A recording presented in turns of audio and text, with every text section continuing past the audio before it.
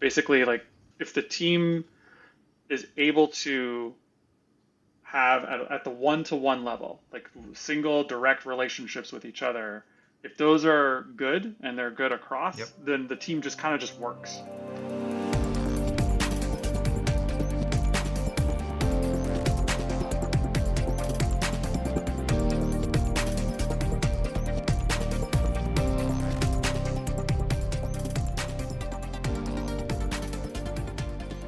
When you work inside a highly technical organization like aerospace, software, or energy storage, so many of the discussions around both problems and solutions end up talking about the technical side.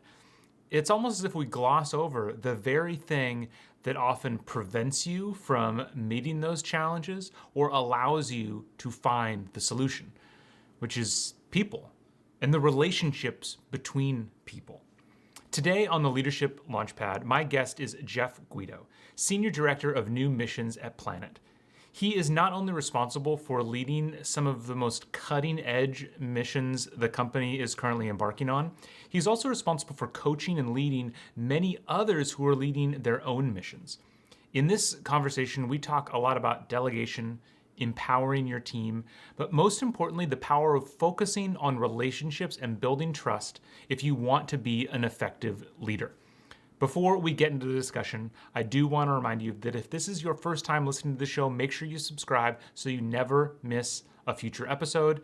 And if you happen to be someone responsible for developing leaders in your organization, I would love to talk to you. Please reach out to me at matt@bettereverydaystudios.com so we can figure out how to make the leaders in your organization better. With that, let's get into the discussion with Jeff Guido. Jeff, welcome to the Leadership Launchpad. How are you doing today? Great, Matt. How are you doing today? I'm doing great because we've been trying to have this sit down for a while. Most of the time, it's been my fault. I kept forgetting to follow up on getting the schedule because you're such a busy person. Right now, you've been particularly busy these last few months. I'd love for you to briefly describe what what you do. Yeah, sure thing. Yeah, happy to talk about that. And all of us are busy all the time. I think one of the Sure. ways in which, I get criticized on a regular basis by friends and family. I'm always in motion, trying to always be moving, and so part of that is just like feeling like I'm always scheduled to the hilt on everything. Yeah. And I don't know, it's just a way to feel useful and a way to feel like you're doing something worthwhile. So, but as far as what I'm doing now, happy to talk about that. So I work at a company called Planet Labs. We currently have the largest Earth imaging constellation that's ever existed. We have over 200 satellites currently in operation in low Earth orbit, and we have launched over 600 satellites in our decade-long history.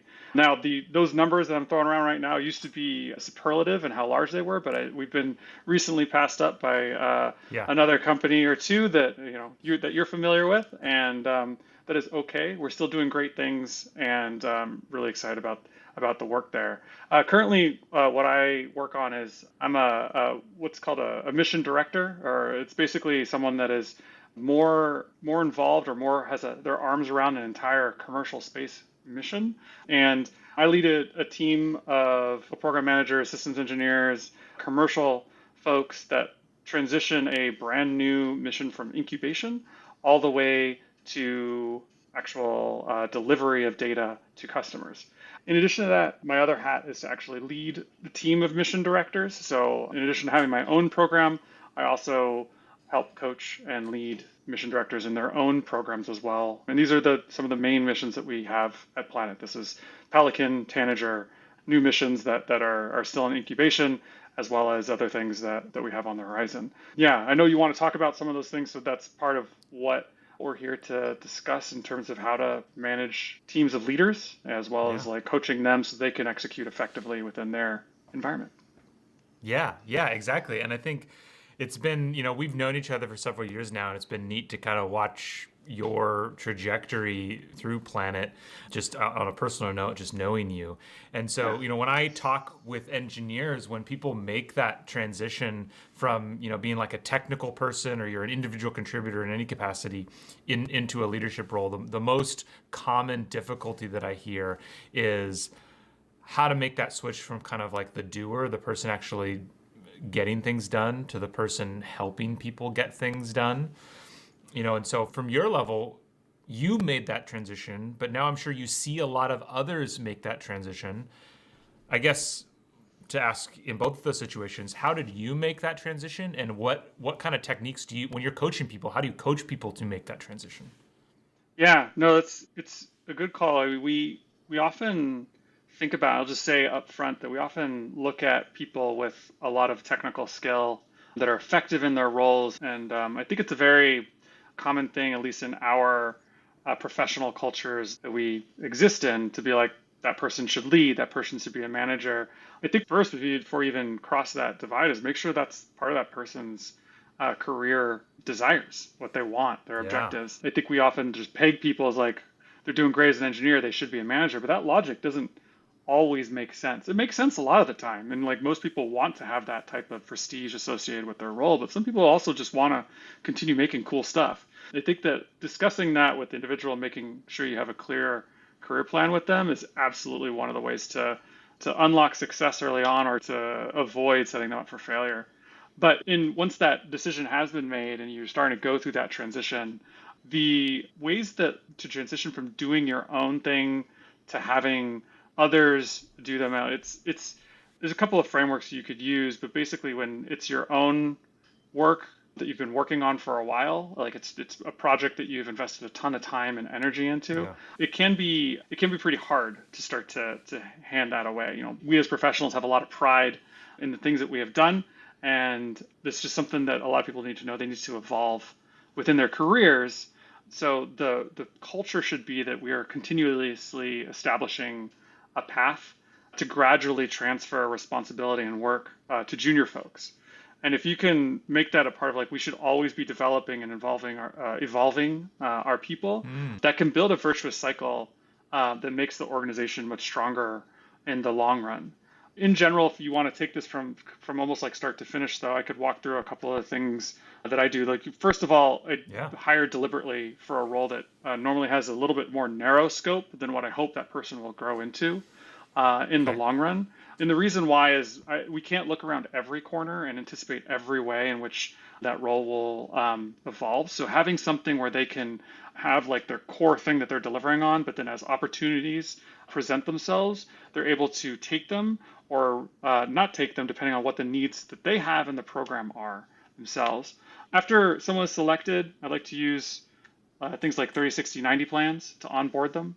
I don't Mm-hmm. know if that's a term you're familiar with, but basically in the first 30 Yeah. days, you're supposed to learn. The next 30 days, you're supposed to contribute. And by the final 30 days, you're basically doing the job. And we will write down these plans together. And we do this at Planet. But even if we write them down together and talk about them at the 30-day point, I honestly don't really remember to do it after that. And neither do they. Yeah. And that's okay, because really what Yeah. it's about is setting those expectations up front Yeah. and showing them the path to being a fully contributing member of the team. And I think the temptation is strong once you get a new person in to like dump a whole bunch of work on them. But I Mm-hmm. don't, even though the question or the prompt that you had was how do you get others to do the work that you've been doing?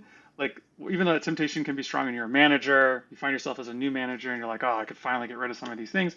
You want to make sure to have some restraint here because you don't want to set the tone for the new person or the junior Yeah. folks that are starting to join your team of like a feeling of franticness, build that emotional safety into their early days so that they understand and see how you're measured as a leader and Yeah. will give them work as they grow into it, as the team grows into it together. Um, building I'd that. actually Oh yeah, go ahead. I'd actually love to pause you on that point because I do Uh, think the point you bring up is a great one, and there's kind of that delicate balance because I think I've seen some research that talks about how kind of like the faster you can get a new employee to feel like they're having an impact on the team, the stronger the bond is going to be with them, like the more engaged they're going to be because you're getting this person at like their most engaged, right? If you think about right after somebody starts on a team, like that is the most engaged they may ever be, and so yeah. you want to take advantage of that. And so when you think about, can absolutely respect the idea of like you set up the 30, 60, 90, but it's kind of like just like that first 30 is really what you're going to be looking at. Mhm. How do you think about, you said, in your first 30 days you're learning, do you try, is that truly it, or do you ever think about, without overwhelming them, like trying to find small things that maybe they can really bite into early on? Yeah, it's a good redirect and a good point. The small things that they can do, that's if you're truly expecting nothing from them in the first 30 days, I think they're gonna get bored. Yeah. So in my work environment, there's a perennial problem. There are too many things to do all the time. I am happy to sign people up for meetings. I want them to hand them small, hey, can you set up this next thing or take these actions and try and like find the right people to go solve that. Absolutely is Mm-hmm. that's part of the learning process. But what I do want to protect them from is maybe this is a facet of where I work, but it does sometimes feel like it can be a little bit more frantic and more chaotic, Mm-hmm. and want to provide that sort of structure early Yeah. on so they are running in the right direction without Yeah. burning themselves out too early. It Yeah. hasn't been a problem in this context either because the people that we're hiring were lucky and fortunate that they're all really self-motivated and driven. Yep. So don't Yep. actually have to like, it's more of like a hanging on to the or bounding the problems early on so that they are it's energy put in the vector that you want them to go and not just energy Mm-hmm. expended in all directions. Yeah. So yeah, I think and I think your point about them being most engaged early on, makes a ton of sense, and that's when they have the most time too. I do think that there's an opportunity there to make sure to use that time to build in the foundation for the most basic cultural things that we want them to Yeah. take with them in their full duration at our company. Makes Um, sense. yeah, Yeah. cool.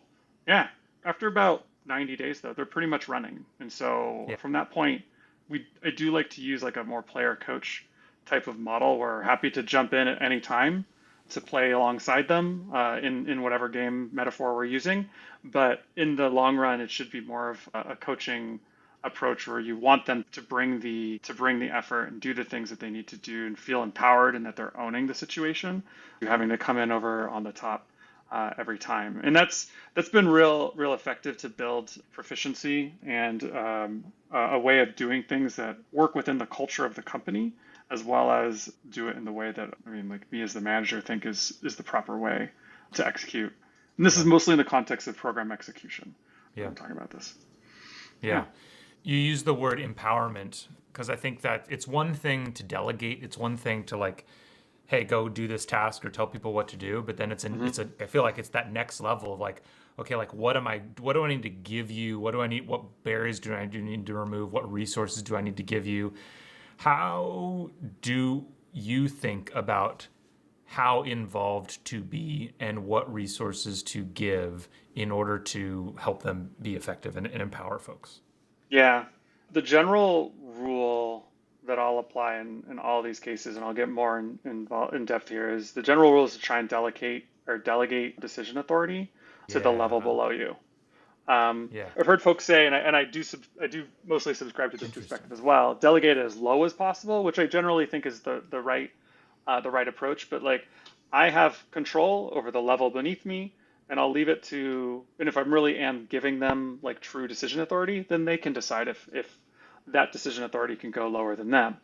But uh, one way that I have been able to transition from someone that's doing a lot of the work to someone that's having others do the work, thereby opening up a lot of my bandwidth and capacity for other things, or to rise up to a more strategic level, has been to ask my reports to make these decisions for certain program things or things that are clearly within their scope, and continue to push that down every time. Now, it's one thing to just say, here, you make the decision, but I want it to be something that it's understood on a regular basis. This is the scope of their authority, and you can say that over and over again, but I think you also have to show up to meetings, to social engagements, depending on how you want to say them, there be they meetings, hallway conversations, whatever they are in the professional workspace, and show up with a little bit of courage and willingness to stand up for your folks that need that empowerment, because there are always going to be people that are trying to, everyone's trying their best, but that are always trying to have their own influence applied on a particular situation. Hmm. And I think what we're really talking about is, leading with influence here, because empowerment can flow through that influence, but there's also a whole lot of empowerment that flows through some of the more harder ways of doing it, like people that have higher fire authority, that have Mm-hmm. budget assigned to them and can make decisions on how budget is Mm-hmm. allocated or actual signatory authority. Those are all things Mm-hmm. that I think companies and governments control really closely, but I don't think that's really what you're asking about. You're asking about the kind of the other side of it, leading with influence, which relies heavily on soft skills, how you aggregate information, how you guide that communication. Could definitely be a double-edged sword there, because if you're seen as constraining in communication, it can certainly undermine your credibility and influence. But do it in the right way, and if you're inclusive, it, you can influence can be oftentimes much more effective than the much more Yeah. blunt instruments such as higher fire budget and signatory Yeah. authority. Yeah. With my team, I make a point of outlining what I do think their scope of decision-making authority is. They do this in one-on-ones, and even if it can be a full contact sport sometimes with other teams or other stakeholders, knowing your like unique way of like approaching these situations allows you to represent your equities in a professional, sincere way. A little bit of courage as well, but I've often found that like applying that courage makes it so that you can get what you need, and have more often been rewarded positively for being a bit vulnerable in situations to advocate for my people. For Um, sure. yeah, When you yeah. Go ahead. say, just really quickly, when you say one of the things that you really focus on doing is kind of reinforcing where their scope of decision making is, do you mean by that that you're finding that typically is it that you're trying to push people to make the decision, or are people trying to like overreach and then you're having to rein them in? Like is it more that you're just having to say like, no, remember you have the authority to do this, no, I want you to make the decision? Is that kind of the drumbeat that you have to keep reminding people of? Yeah, I don't often have to rein folks in. I Yeah. do think this is a cultural thing as well with our company, Mm-hmm. is we do have a lot of decision making by consensus. And Mm-hmm. while that can work really well a lot of the time, and it's a can be an effective way to garner alignment, if Mm-hmm. costly from a time perspective sometimes, it does sometimes leave things stalled.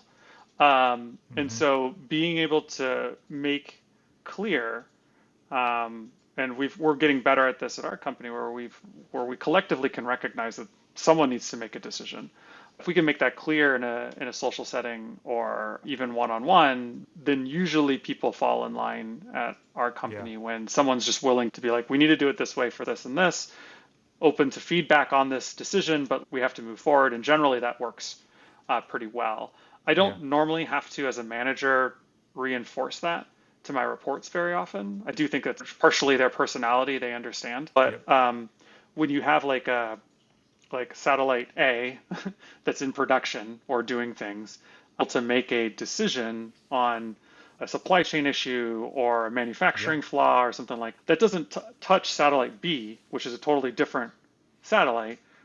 Those mission directors that are over those missions, I mean, it's pretty straightforward how to do that. And then if there's a prioritization issue, which is definitely something that we have come across quite a few times, I expect those mission directors, as I've told them, to work it out among themselves if they need to figure out how to Hmm. prioritize resources. And then only then, if there's like a need for a tiebreaker, then we all have a conversation about it and I can weigh in on being the Yeah. tiebreaker. Or my boss Yeah. sometimes does that too. Yeah. And that's how we've navigated some really tricky situations where you only have so many people that can work on the manufacturing floor at any given time. Being able to say, no, you should be working on satellite A instead of satellite B has helped us to stick pretty well with timelines and make it clear to the team as far as how they should be applying their effort most effectively. So that's been really helpful. And one final thing I'll say on this and on empowerment is that from time to time I'll disagree with my people and the decision that Yeah. they want to make. But Yeah. I think like if you want to maintain empowerment, you can't overrule them in the situation that you disagree. Now, of course, there are limits to that. Yep. There's definitely times where I certainly have to step in, but like for the most part, if I disagree with their decision or direction, you can do a lot more damage to their empowerment by overruling them on a regular basis than you can by just Yeah. sort of like sustaining that and just committing to the course of action, and then also committing to learning from it if it doesn't go well. And oftentimes I'm more more often than not pleased that I let them make the decision because they're closer to the situation, so they understand the Yep. nuance better than I do, and they have a Yep. deeper understanding of the issue as well. Yep. I've often found that it's just best to let people retain their agency, Yeah. and through that we found greatness as a team. Yeah. That Yeah, that makes a lot of sense. I mean, I'm reminded of it's usually used in a different context. This concept of disagree and commit is Hmm. usually used more in a context of like peers or something. But I think it applies here, and the way that I mean it to apply is one of the challenges that I always had with this disagree and commit is that okay, so we've reached a disagreement. And now we're going to commit, but it doesn't necessarily give you a lot of guidance of to which direction to go. Hmm. And the last company I worked at, they just talked about it's just simple like who's going to be more closely affected by the decision, Hmm. and so in this, and that's I think how it applies to your cases is the people below you are probably are they're the ones closer to it, as you said, but then they're also going to be the ones probably most directly affected by it.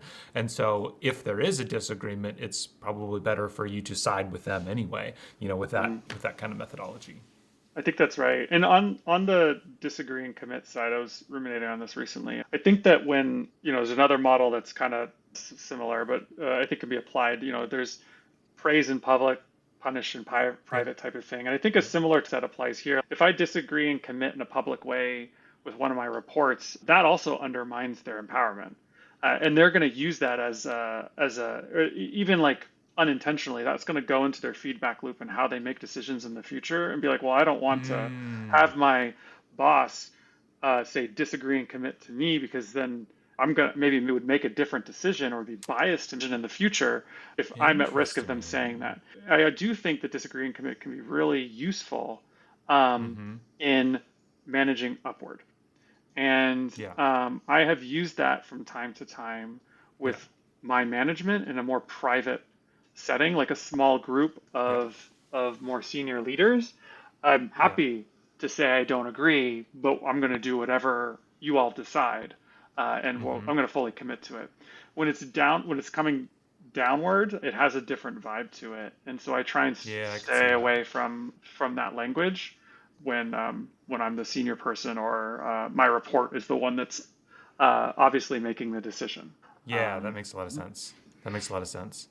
yeah. Well, then, if we take this to the final level, because I know, especially in some of the things you're doing now, I think you're working much more truly in that, leading with influence, where you're working with potentially organizations outside of your company, and there truly is not a lot of formal authority, but you're all having to work together. And I think this Hmm. happens. This can happen between companies. This can happen between teams of companies. What are some of the techniques maybe that you've personally used to manage those kinds of relationships and make sure that they're effective? This is a good question. And this is something I've really. It's interesting, Matt, because I think when we were trained as officers, words like relationships and relationship building were used like constantly, all the time, Yeah. and Yeah. I did not appreciate the strength behind them and really like maybe the wisdom is probably a better word for it Yeah. of what was being conveyed to me when Yeah. I was on active duty.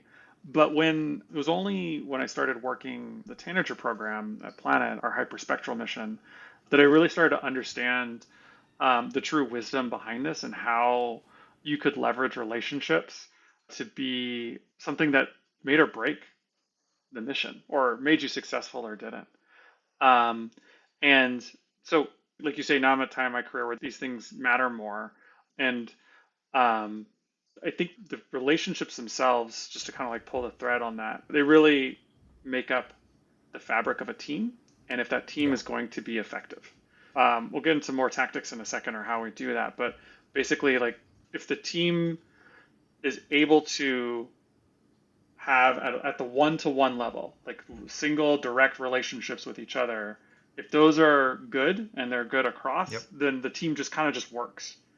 But if Yep. they don't, or even if you have just a couple of weak links in that fabric, to continue to use that metaphor, I find myself spending a lot of time repairing feelings and egos, and it's just it makes work a grind and a bear. And so as a result, I've learned not only for myself but for my reports to be like, this is a core responsibility of yours. This is a core expectation that you invest in and build the relationships with all of the closest people that you work with. Like it doesn't have to be everyone. Yeah. Like we just Yeah. like there's just a fundamental drop off in our ability to do that as humans.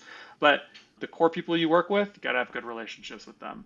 And Yeah. I think personally, I think relationship building happens best in person when people are solving challenging problems together. But we live in a world where we've derived a lot of value from virtual work or doing Mhm. Zoom or things like that. So as a result, we need to build in the opportunities for people to build those relationships remotely, and then still bring people together quarterly or twice a year or whatever, so they can have a meal together or solve some deep strategic problems together in the same Yeah. room. And so we do a lot of that at Planet, where while we have a strong push to come into the office regularly, we've also hired people all over the world across many different time zones. So we have this sort of like hybrid approach where we try and bring in our remote people on a regular basis to the office so Yep. we can have on-sites or at least just work together occasionally. And it's I think this all sounds nice and fun and warm and fuzzy, but like the real reason, the real output of why we're doing this is to build trust. And I think that like at the Yep. most fundamental level, if you don't have trust, that's what makes those links between the people not be sustainable. I value or I like or appreciate Patrick Lencioni's work. And Yep. I mostly think in this context, I mostly think about his five dysfunctions of a team.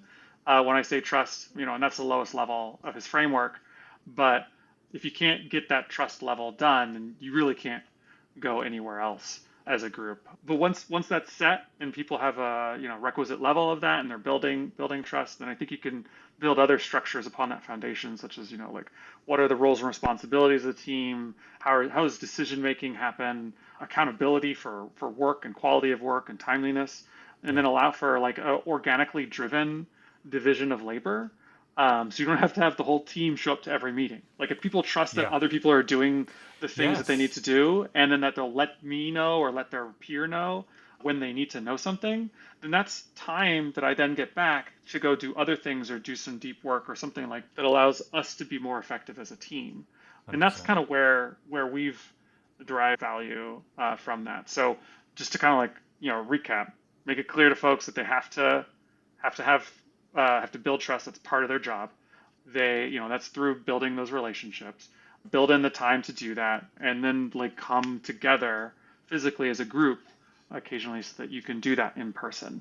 And through that, Yeah. there's like a basis or like almost like a flywheel, I guess, to actually like solving problems because you have Yeah. some of that context of what each person wants and who they are, and it helps smooth a lot of issues. So Yeah, yeah. I couldn't agree more with that. And I do think it's something that's particularly challenging when you're making that first transition, especially for technical individual contributors. If you think so much about the technical side of things to forget that people side of things. Mm-hmm. But yeah, I mean, I know Andreessen Horowitz, one of the biggest VC firms in the world, they do this where they're primarily distributed, but they come together quarterly for meetups. I've worked with the X Prize Foundation. They're the same way. They're a very distributed team, but they make sure quarterly they have in-person meetups because that's what provides the glue that allows you to work together so much more smoothly for the rest of the time. And I also think I always find it funny. It's interesting that you mentioned the military background because I think typically people think of the military as extremely hierarchical and giving orders and everything Mm-hmm. like that.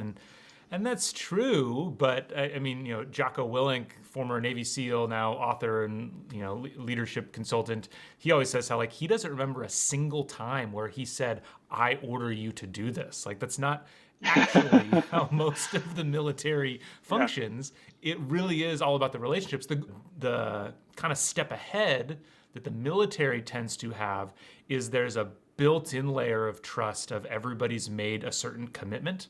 Mm-hmm. Everybody's committed in some way to a very specific mission, and that's one thing that maybe you have to get a little bit clearer on, be a little bit more deliberate about in the corporate environment, because depending on the company, maybe they're very mission driven, or maybe it's just a job, or maybe it's a stepping stone to somewhere else. So people can be there for all kinds of different reasons. And so then that's you as the manager having to find that common foundation so that you can build those relationships on top of it. And it's really interesting. I Yeah. like it. No, I like that recap. It's good. And I think you're totally right with the military side. I don't think I ever uttered that sentence. That's an order, other than Yeah. like is a joke, In jest, yeah. yeah, Yeah. yeah. Like it can be so ridiculous and you've failed in Yes. some fundamental way as a leader, or it's a really extreme situation. Like, I mean, let's give some space for that. But in Yeah. the regular day to day, like there's almost no reason to do that if you've done your homework beforehand in building the team, building the relationships. So 100% agree with what you're saying. Yeah. Yeah. Awesome. Well, this has been a fantastic conversation, Jeff. I know I'm always following the work that Planet is doing, watching you all. It's great reading Ashley Vance's book, When the Heavens Went on Sale, and seeing kind of the backstory. It really helped me appreciate what you all are doing and what you're hoping to do in the future. And then, yeah, it's been great knowing you. I think this has been a really great conversation. So thank you so much for Yeah. your time. Great. Thanks, Matt. I always enjoy it. It's always fun talking with you, even offline, like just sort of like shooting ideas back and forth on how to lead properly. So thank you for your time and the invite. Absolutely. Thank you. Cool. Thank you so much for listening to today's show. If you are looking for help turning your organization's great engineers into great managers, me and my team at Better Everyday Studios would love to help. We deliver targeted and interactive training workshops that are designed to help build the 3 fundamental skills of any new manager: building trust, giving feedback, and setting goals. Reach out to me through matt@bettereverydaystudios.com so we can start making your organization better every day.